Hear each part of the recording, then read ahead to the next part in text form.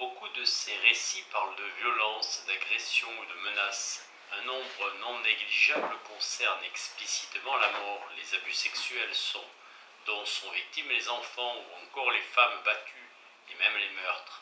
Cette absence de censure, cet étalage des rudes réalités de la vie participe d'une caractéristique culturelle des Noirs américains des classes inférieures.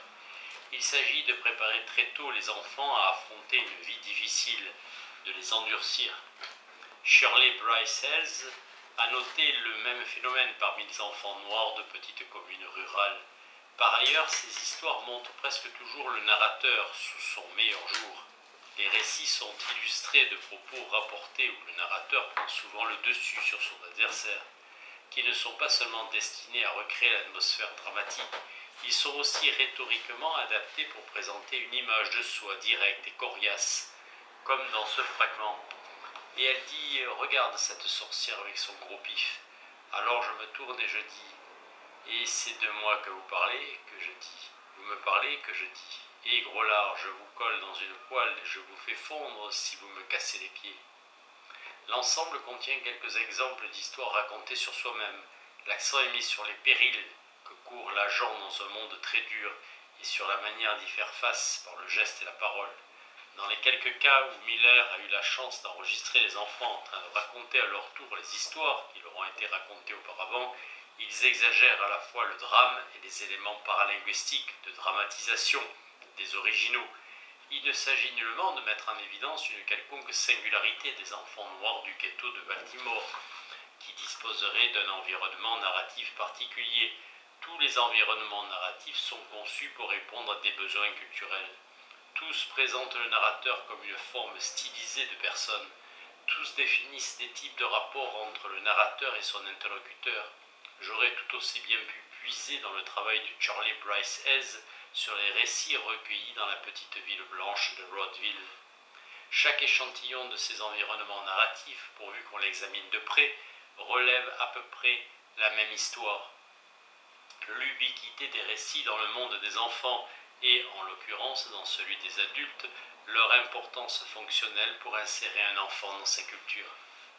4. Nous pouvons maintenant nous intéresser à l'usage que les enfants font de leurs récits.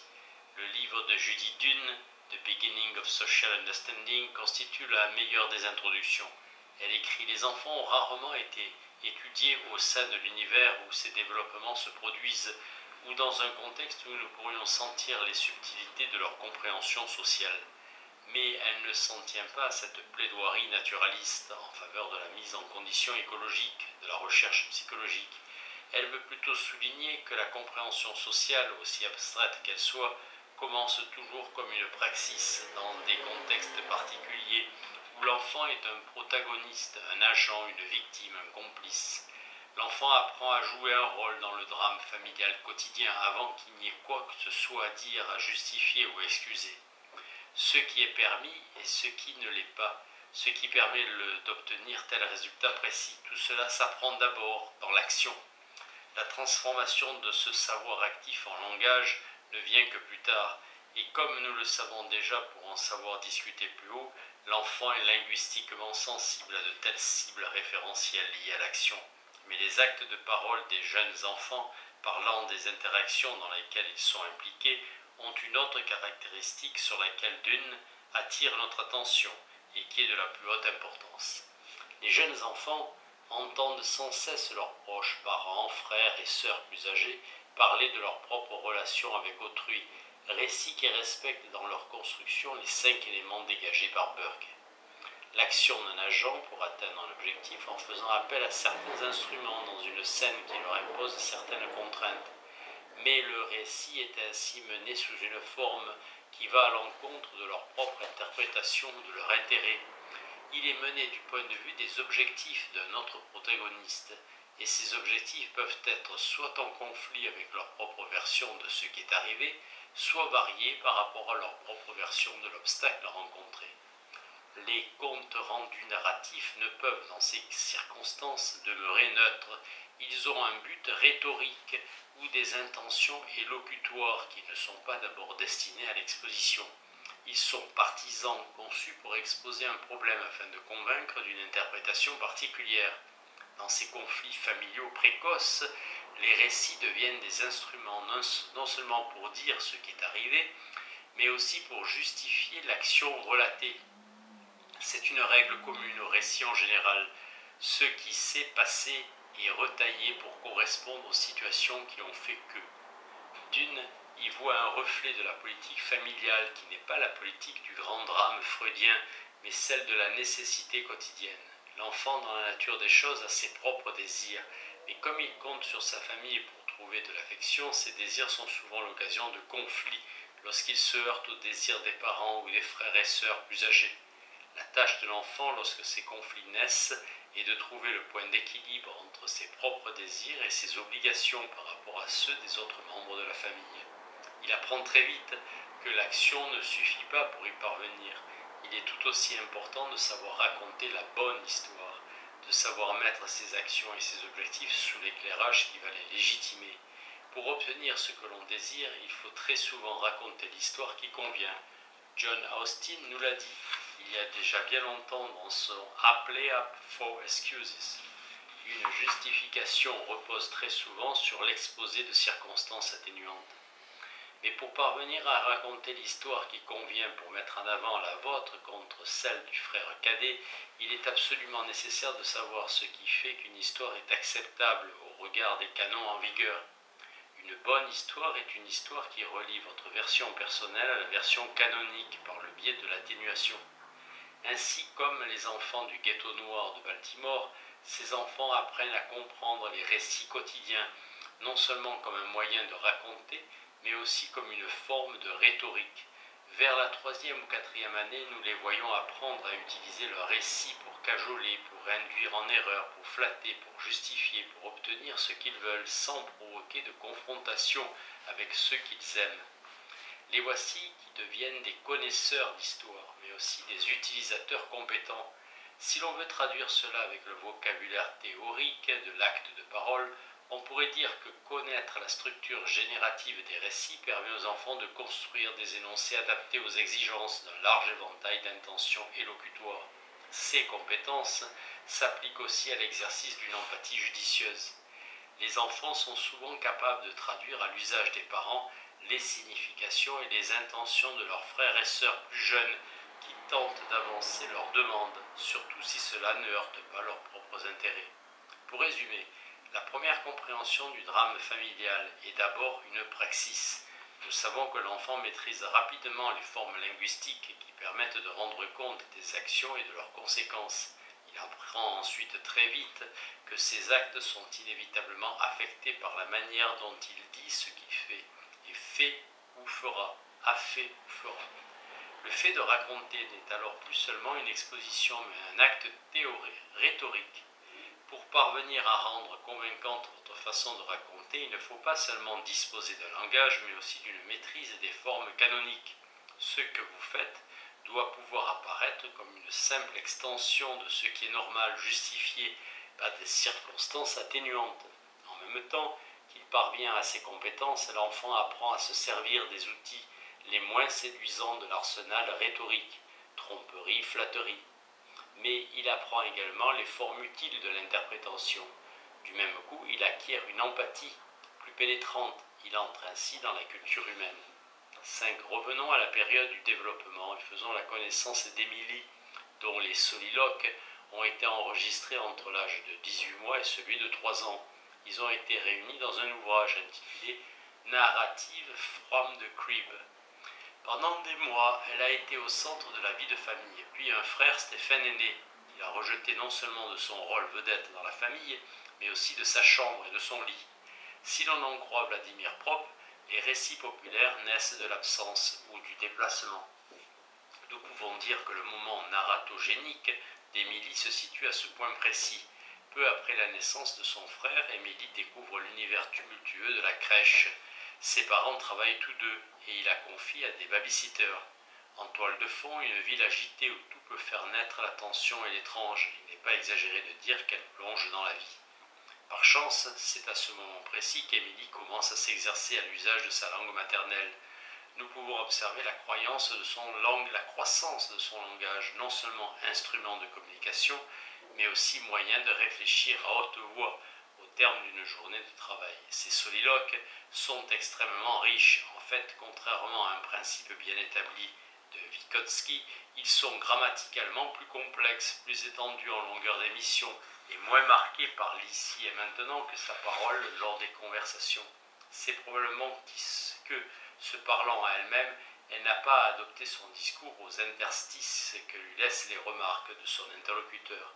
Pourquoi ne nous parlons-nous à nous-mêmes? Et en particulier, pourquoi un jeune enfant, aussi précoce soit-il, se parle-t-il à lui-même? John Dewey a avancé cette hypothèse que le langage nous fournit le moyen d'exprimer nos pensées sur le monde. Certains chapitres de Narratives from the Crib semblent le confirmer.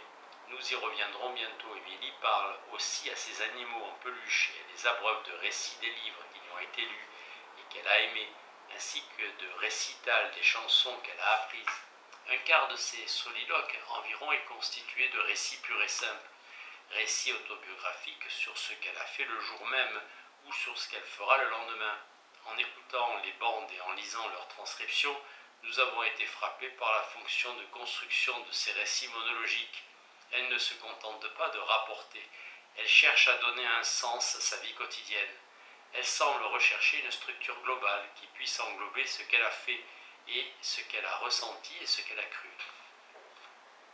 Le discours lexico-grammatical des enfants se perfectionne nettement pendant les premières années de leur vie, et nous avons trop tendance à interpréter cette constatation comme la preuve que cette acquisition du langage serait autonome.